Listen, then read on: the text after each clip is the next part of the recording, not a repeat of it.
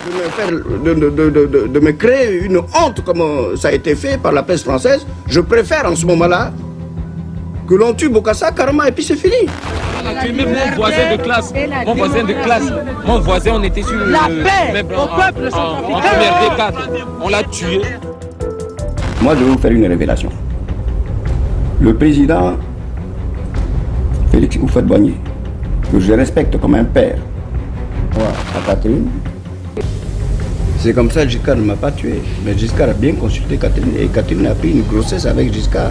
Le 20 septembre 1979 marque un tournant de l'histoire politique de la République centrafricaine. Ce jour-là, alors que Bokassa s'est rendu en Libye pour rencontrer Muammar Kadhafi, les forces françaises lancent l'opération Barracuda, un coup d'état militaire planifié avec Minici pour mettre fin au régime de Bokassa. Profitant de l'absence de ce dernier, les parachutistes français, bien aidés par des militaires restés fidèles à l'ancien président Dako, entrent en action et rapidement ils prennent le contrôle de la capitale Bangui. En quelques heures, le palais impérial est saisi et les loyalistes de Bokassa sont même arrêtés. David Dako est installé comme président provisoire et le coup d'état était un véritable succès. Mais en réalité, pourquoi la France décide à ce moment précis de renverser Bokassa? Quelles sont les réelles motivations derrière ce coup d'état? Les amis, les dessous de la chute de Bokassa, c'est maintenant.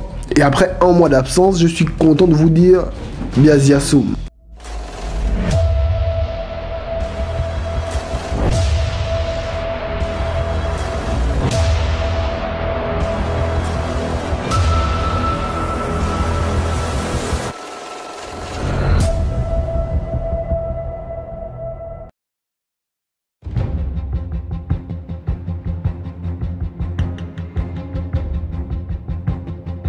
On est en janvier 1979, la Centrafrique sous le régime de l'empereur autoproclamé président à vie Jean Bédel Bokassa connaît une révolte inattendue de la part des étudiants. En effet, depuis son ascension au pouvoir, on a pu constater que Bokassa a réussi à éliminer tous ceux qui se sont dressés contre lui. Je pense par exemple au capitaine Banza, je pense à Bongo et je pense également à Fidel Obrou, le mari de sa fille. Épisode auquel j'ai consacré une vidéo que vous pouvez regarder sur la chaîne. Cependant, Bokassa était loin de s'imaginer que les premières secousses qui allaient fragiliser son régime allaient venir de simples étudiants. En effet, à partir du 1er octobre 1978, le ministre de l'Éducation nationale, Henri Maïdou, impose le port d'un uniforme scolaire. Mais sauf que cette mesure intervient dans un contexte économique désastreux. Les fonctionnaires ne sont pas régulièrement payés et les familles n'ont pas les moyens d'acheter cet uniforme qui coûte entre 4 000 et 5 000 francs, ce qui va accentuer les frustrations et les colères. Le 15 janvier 1979, les élèves du lycée Bogonda lancent des manifestations et le 18 janvier, une centaine de lycéens marchent pacifiquement dans les rues de Bangui. Ils chantent l'hymne national et demandent à rencontrer les plus hautes autorités. Mais sauf qu'en réponse à cela, le ministre de l'Intérieur ordonne à l'armée d'intervenir, craignant que la police soit débordée. Le 19 janvier, l'armée intervient violemment et procède à de nombreuses arrestations. La révolte s'éteint alors dans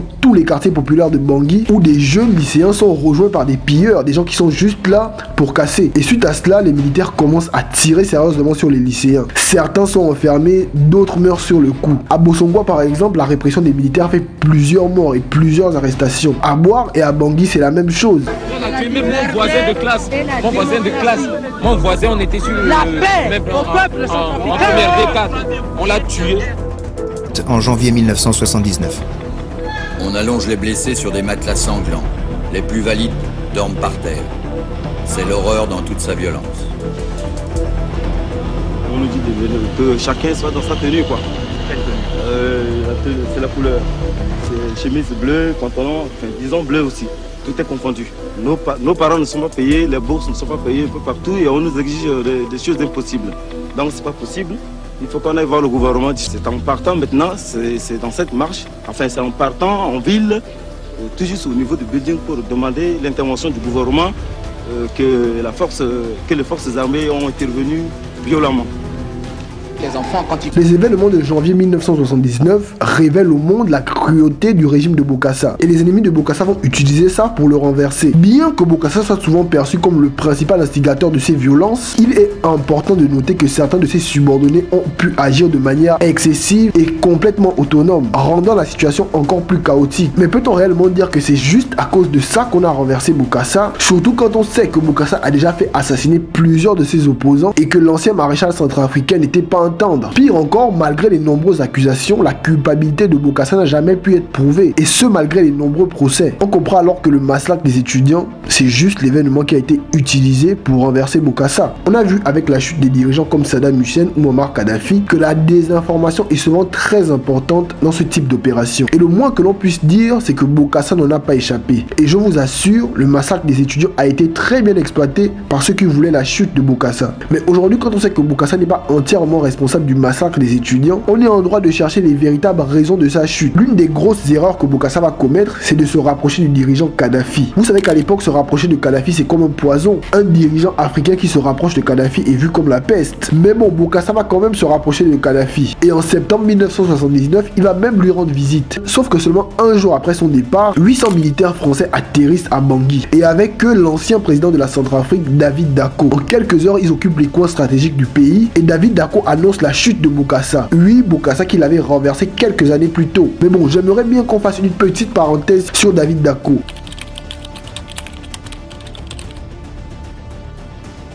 Il faut savoir que David Dacko a été emprisonné par Bokassa. Mais en janvier 1976, l'ancien président de la Centrafrique retrouve la liberté grâce à l'intervention du président du Zaïre, Mobutu. Mobutu emmène donc Dacko au Zaïre et il lui fait faire le tour du pays. Et au Zaïre, Dacko est clairement applaudi par les foules. Il faut préciser que Dacko était très apprécié du réseau france-africain. Et en 1976, Bokassa envoie Dacko en France pour essayer d'apaiser les tensions entre les deux pays qui commençaient un peu à se dégrader. Et arrivé en France, bien sûr, Dacko utilise ses relations, notamment Jacques Foccart. Et dans le même temps, il apprend que le général de Gaulle lui avait dédié ses derniers mémoires. Un geste qui touche profondément Dacko mais qui rend jaloux Bokassa. En 1976, quand Bokassa s'autoproclame empereur, il nomme David Dacko comme conseiller personnel, histoire de mieux le surveiller. Mais Dacko, lui, il observe les abus de Bokassa, surtout le délabrement de l'économie. Et en juillet 1979, David Dacko parvient à monter dans un avion qui va en France. Très vite, quand Bokassa apprend ça, il demande à faire arrêter l'avion à Djamena, vu que cet avion devait faire un escale au Tchad. Mais le pilote refuse de s'arrêter et emmène Dacko à Nice, ce qui va lui permettre de se rendre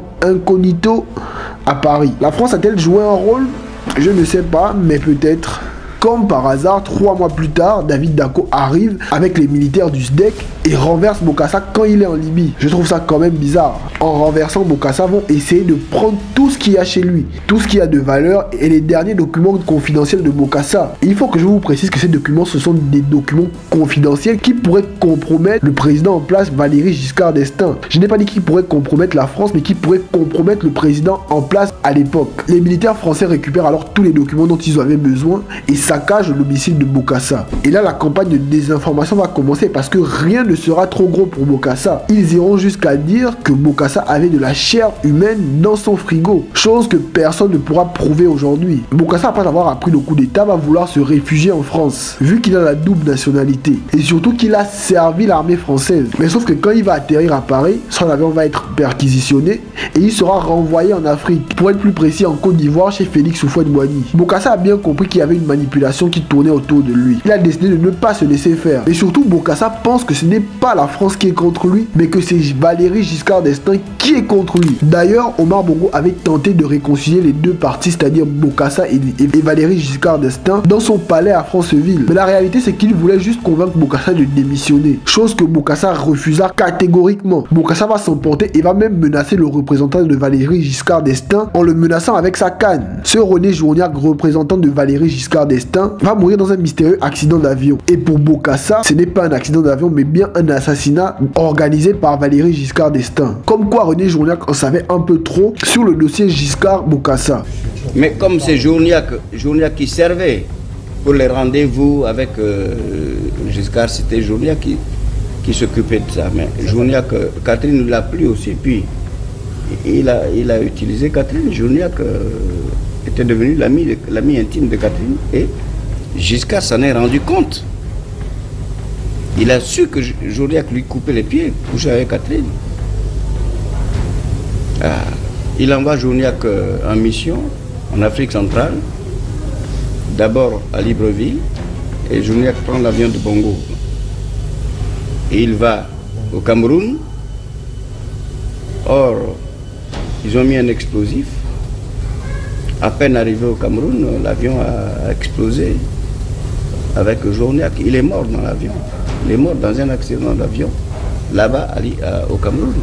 Ça fait beaucoup d'accidents d'avion. Hein? Ben oui, mais c'est pour ça, Giscard est très fort. Hein? Il est très fort. Et il a tué Journiac, parce que Journiac a couché avec Catherine. Et un ami à Bokassa en particulier ne croit pas tout ce qu'on raconte sur la chute de Bokassa. Cet ami, c'est un certain Roger Delpé. Il a également servi l'armée française comme Bokassa en Indochine. Et en plus, il a été le conseiller de Bokassa. Et il décide alors d'enquêter sur l'histoire. Il décide d'enquêter sur les manifestations des étudiants. Il décide de contacter Bokassa pour avoir sa version des faits. Et surtout essayer de récupérer quelques preuves. Après son enquête, il se rend compte que Bokassa n'était pas responsable du massacre des étudiants. Pas responsable, pas complètement. Mais qu'il était responsable que partiellement du massacre des étudiants. Mais surtout, il comprend que la chute de Bokassa était un véritable complot. Mais le problème, c'est que le président en France à ce moment, c'est Valéry Giscard d'Estaing, qui est en fin de mandat. Et comme par hasard, Roger Delpé sera arrêté à Paris. Il sera arrêté pour espionnage, mais il sera surtout accusé d'être l'informateur du Canard enchaîné. Le Canard enchaîné, rappelez-vous, c'est un article français qui va littéralement plomber la campagne présidentielle de Valéry Giscard d'Estaing. Le Canard enchaîné va dévoiler que Giscard faisait des grands safaris en Centrafrique et surtout qu'il partait prendre des diamants de Bokassa.